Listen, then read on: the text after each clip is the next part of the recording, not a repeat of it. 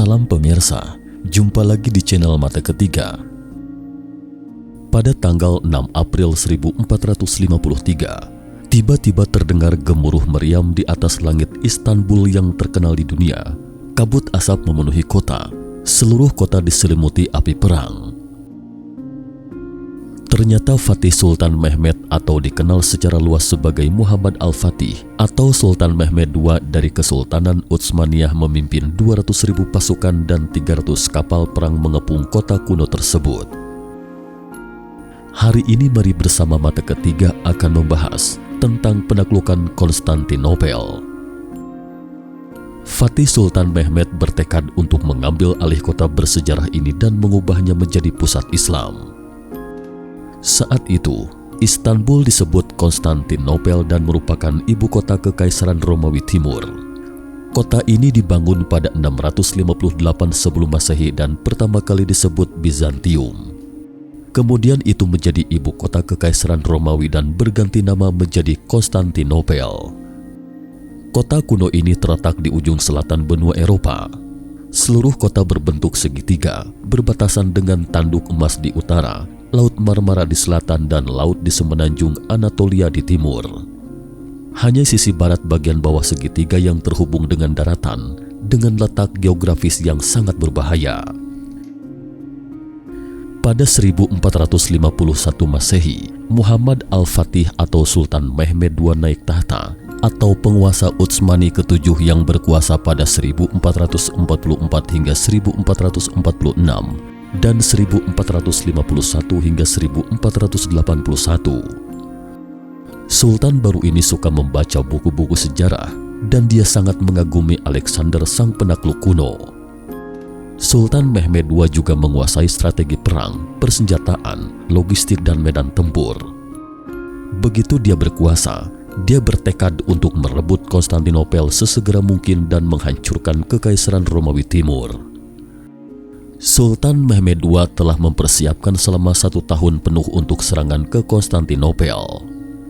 Sejumlah meriam, bubuk mesiu, pisau, tombak, busur, panah dan baju besi disiapkan kemudian diangkut ke masing-masing divisi yang siap menaklukkan Konstantinopel. Para pengrajin juga membuat dan melakukan uji coba meriam tembaga yang dapat menembakkan peluru batu seberat 1.200 pon untuk mengepung benteng pertahanan musuh. Meriam ini memiliki jangkauan tembak dan kekuatan yang tidak tertandingi pada saat itu.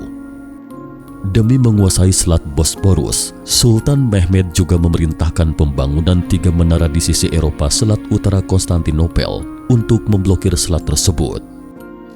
Dia juga mengumpulkan armada Ottoman di teluk di sisi utara menara, siap menyerang Konstantinopel kapan saja dari laut. Dalam menghadapi serbuan Kesultanan Utsmaniyah, Kaisar Romawi Timur Konstantinus mengaku tak mampu melawan kekuatan musuh, kemudian mengirim utusannya menemui Sultan Mehmed untuk berdamai.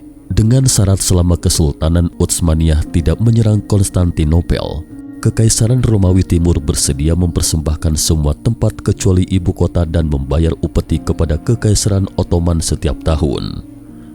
Sultan Mehmed II dengan tegas menolak permintaannya dan tetap menginginkan Kaisar Romawi Timur menyerahkan Konstantinopel.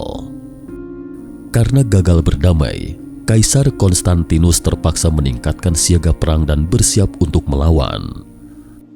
Pada tanggal 6 April, Sultan Mehmed II memimpin 200.000 tentara dan lebih dari 300 kapal perang melancarkan serangan besar-besaran ke Konstantinopel.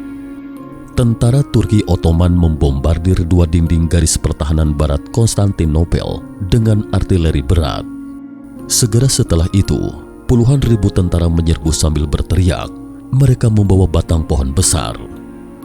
Namun tentara Romawi Timur merespon dengan tembakan intensif, menyebabkan barisan tentara Turki Ottoman jatuh tersungkur sebelum mendekati tembok kota. Setelah beberapa hari pertempuran sengit, mayat tentara Turki Ottoman tampak tergeletak di mana-mana.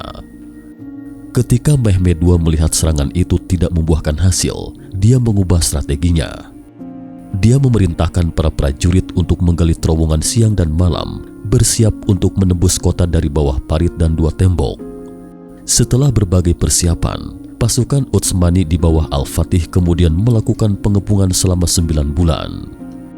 Pada 2 April 1453, Mehmed II menyatakan perang ke kota itu. Serangan Konstantinopel dimulai seusai salat Jumat pada 6 April 1453 dengan tembakan yang dilepaskan dari meriam raksasa.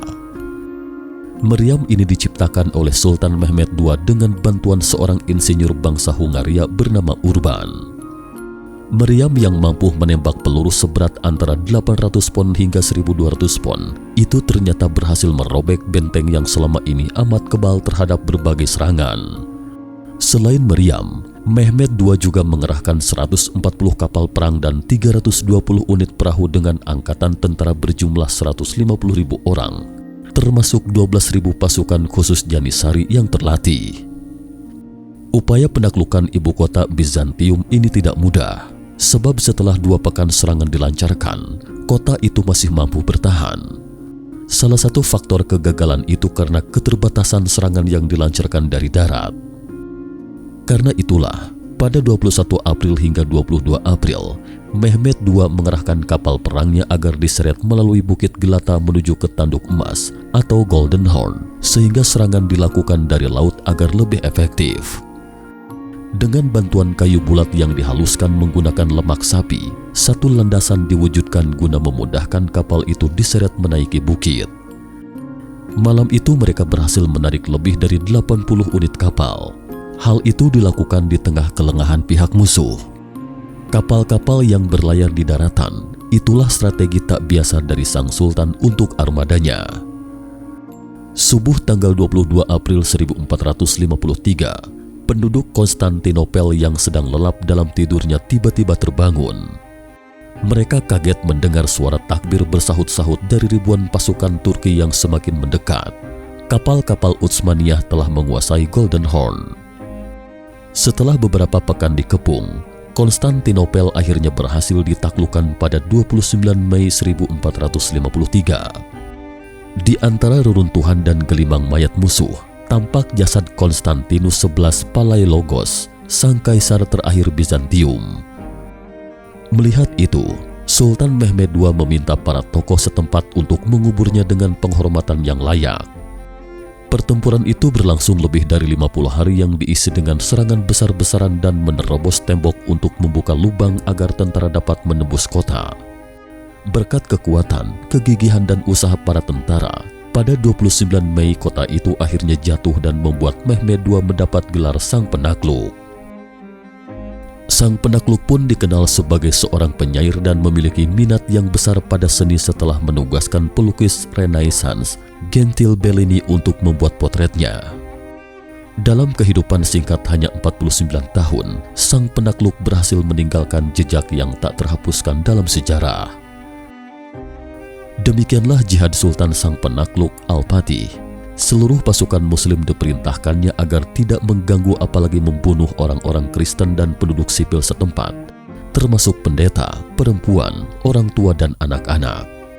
Kekaisaran Turki Ottoman memindahkan ibu kotanya ke Konstantinopel. Kemudian kota itu berganti nama menjadi Istanbul dan nama ini masih digunakan sampai sekarang. Cukup sekian dulu topik kita hari ini. Jika suka dengan video mata ketiga, jangan lupa like, subscribe, dan share. Terima kasih atas perhatiannya dan sampai jumpa di episode berikutnya.